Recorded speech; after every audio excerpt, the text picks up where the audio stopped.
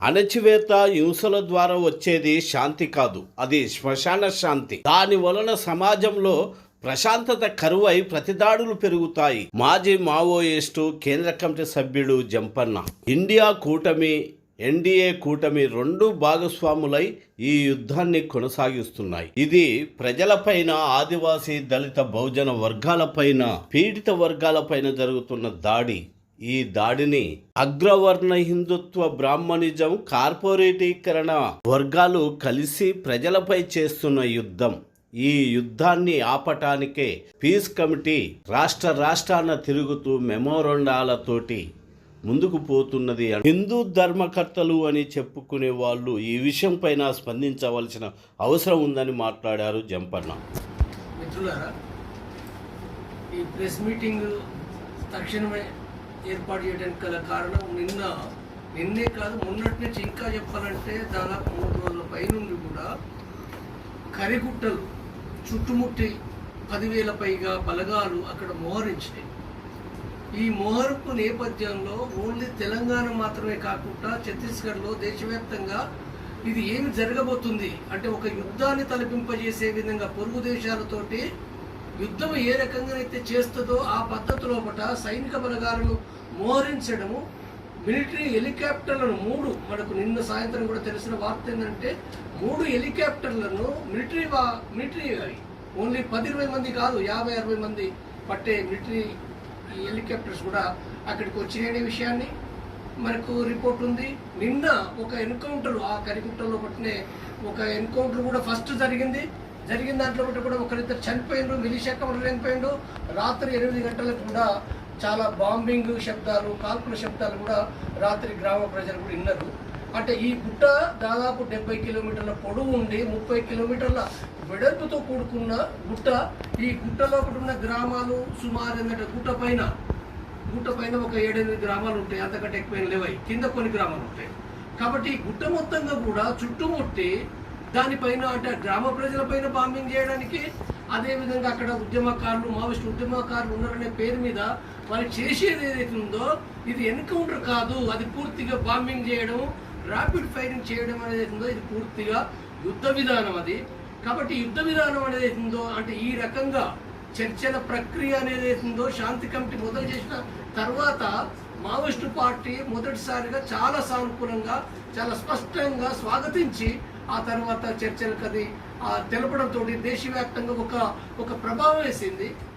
అంటే కేంద్ర ప్రభుత్వాలపైన, రాష్ట్ర ప్రభుత్వాలపైన కూడా ఒక అసలు వాళ్ళ వైఖరి ఏమిటి, మీరు కూడా కాల్పులు విరమించండి, మీరు కూడా చర్చలు చేయండి అనే విషయాన్ని అది పిలిపించింది. ఈ పిలుపు క్రమం లోపల తెలంగాణ కాదు, ఆంధ్రప్రదేశ్ కానీ దేశవ్యాప్తంగానే ఒక వాతావరణం, ఈ మరణాలు ఉండకూడదు, మావోయిస్టులు చనిపోకూడదు, పోలీసులు చనిపోకూడదు, ప్రజలు చనిపోకూడదు, ఎవరిదైనా ప్రాణమే. కాబట్టి తప్పనిసరిగా ఇక్కడ ఈ కాల్పుల విరమణ జరగాలనే విషయాన్ని అందరూ ప్రకటిస్తున్నారు. కానీ కేంద్ర ప్రభుత్వము కూడా ఏంటంటే ఎలాంటి అది లేదు, ఓన్లీ ఒక మాట అమిత్ షా మిత్రులనే మాట మాట్లాడడం, లేదా చనిపోవడం మాత్రం ఎవరికి సంతోషం అనే మాటలు మాత్రం మాట్లాడిండు.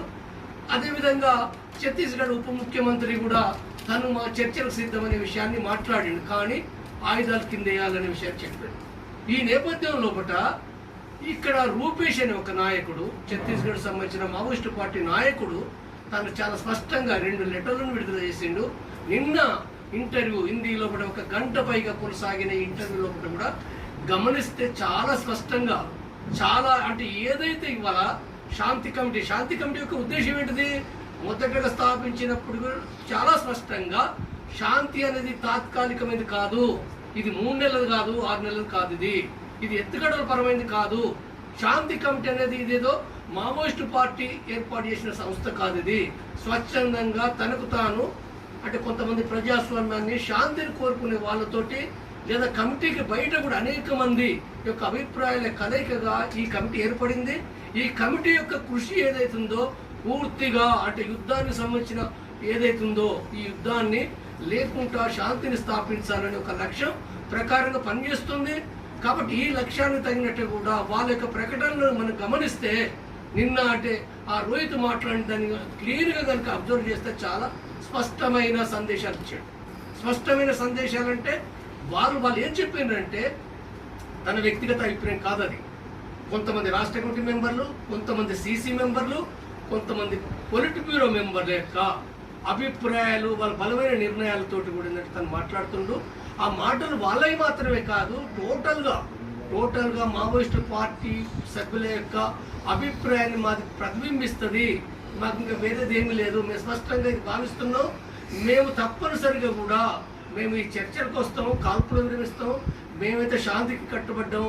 శాంతి కమిటీ, ప్రజాస్వామిక వాదులు ఏదైతే చెప్తున్నారో మేము నిజాయితీగా ఎలాంటి ఎత్తుగడలు కావు, మా మోసపూరిత విధానాలు కావు అని చాలా బలంగా చెప్తూ తను ఇచ్చిన సందేశం ఏదైతుందో ఇది మొత్తంగా సమాజాన్ని, ప్రభుత్వాన్ని తీవ్రంగా ఆలోచింపజేస్తాను. మేము కూడా శాంతి కమిటీ తరఫున కూడా మేము చెప్పేది ఏంటంటే మేము 100% 100% కూడా ఈ చర్చల ప్రక్రియ సఫలం కావడానికి మేము తప్పనిసరిగా మేము సీరియస్ కృషి చేస్తాం. మా నమ్మకం ఉంది, మా విశ్వాసం ఉంది. మా నమ్మకం గుడ్డి నమ్మకం కాదు, అది సైంటిఫిక్గా మా అనేక విశ్లేషణతో కూడుకున్నదే. కాబట్టి ప్రభుత్వానికి మేము పదే విజ్ఞప్తి చేస్తున్నాం. మా విజ్ఞప్తిలో కాకుండా కూడా మెమోరాండం ప్రధానమంత్రికి, హోంమంత్రికి, వివిధ రాష్ట్ర ప్రభుత్వాలు, ఛత్తీస్గఢ్ ముఖ్యమంత్రికి, తెలంగాణ ముఖ్యమంత్రికి, తర్వాత ఒరిస్సా ముఖ్యమంత్రికి, ఆంధ్రప్రదేశ్ ముఖ్యమంత్రికి, మహారాష్ట్ర, మధ్యప్రదేశ్, ఈ రాష్ట్రాల ముఖ్యమంత్రులందరికీ కూడా ఏంటంటే మేము లేఖలు పంపడం జరిగింది. అది లేఖలు పంపడమే కాదు, మేము కలవాలని కూడా అంటే ఒక వంక ప్రయత్నాలు కూడా చేస్తున్నాం.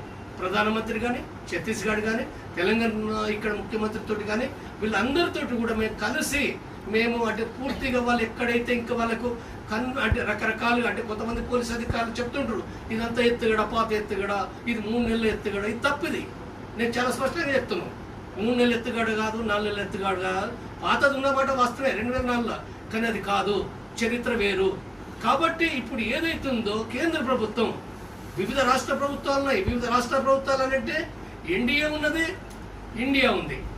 ఒక ఎన్డీఏ మాత్రం కాదు, ఈవెన్ ఇండియా కూటమి కూడా. మరి అర్థం చేసుకోవాల్సింది ఏంటంటే ఇండియా కూటమి కూడా అది ఎన్కౌంటర్ చేస్తుంది, అది యుద్ధం చేస్తుంది. నిన్న జార్ఖండ్లో ఒకటి ఎవరు చంపారు? జార్ఖండ్ ప్రభుత్వం వివేక్ సీసీ మెంబర్ని చంపారు. తర్వాత ఇక్కడ కరిగుట్టల పైన ఎవరు దాడి చేస్తున్నారు? ఓన్లీ ఛత్తీస్గఢ్ కాదు, తెలంగాణ బలగాలు, సగ బలగాలు ఉన్నాయి. కాబట్టి ఇక్కడ ఎన్డీఏ కూటమి లేదు, ఇండియా కూటమి లేదు. ఇప్పుడు మేము రాజకీయాలు మాట్లాడాలనుకుంటం లేదు. అన్ని ప్రభుత్వాలకు కూడా మేము విజ్ఞప్తి చేసేది, అన్ని పార్టీలకు కూడా మేము విజ్ఞప్తి చేసేది. పార్టీలు కూడా స్పష్టంగా అంటే వివిధ ఎమ్మెల్యే పార్టీలు మాట్లాడినారు, కానీ కొన్ని కమ్యూనిస్ట్ పార్టీలు మాట్లాడలేదు. కాంగ్రెస్ పార్టీ స్పష్టంగా వ్యక్తులు మాట్లాడుతున్నారు, వ్యక్తులు చాలా మంది మాట్లాడుతున్నారు, కానీ పార్టీలు మాట్లాడటం లేదు. కాబట్టి మేము చెప్పేది ఏంటంటే ఫస్ట్ ప్రభుత్వం కీలకమైంది, కేంద్ర ప్రభుత్వం, వాటితో పాటుగా ఇతర ప్రభుత్వాలు కూడా తప్పనిసరిగా వెంటనే ఇది ఏదో 3 ఏళ్ళు 6 ఏళ్ళు కాదు, ఇది తక్షణము అమల్లోకి రావాల్సిన అవసరం ఉందని మేము భావిస్తున్నాం. ఒకవేళ కనుక ఇది లేట్ అయితే ఇంకెక్కువ నష్టాలు జరుగుతాయి. దీంట్లో నుంచి వచ్చేది ఇక్కడ అంటే ఏదైతే హింస ద్వారా, అణచివేత ద్వారా వచ్చేది అది శాంతి కాదు, అది వచ్చేది శ్మశాన శాంతి. దాని నుంచి వచ్చేది అసంతృప్తి, తిరిగి మళ్ళీ ప్రతి హింస. కాబట్టి అలాంటిది కాకుండా కేంద్ర ప్రభుత్వానికి మేము పదే విజ్ఞప్తి చేస్తున్నాం. ఇది రాజ్యానికి మంచిది, సమాజానికి మంచిది, ఆ ప్రభుత్వానికి మంచిది. కాబట్టి మరొకసారి దీన్ని కేంద్ర ప్రభుత్వం, వివిధ రాష్ట్ర ప్రభుత్వాలు కూడా ఆలోచించాలని మేము మరీ విజ్ఞప్తి చేస్తున్నాం.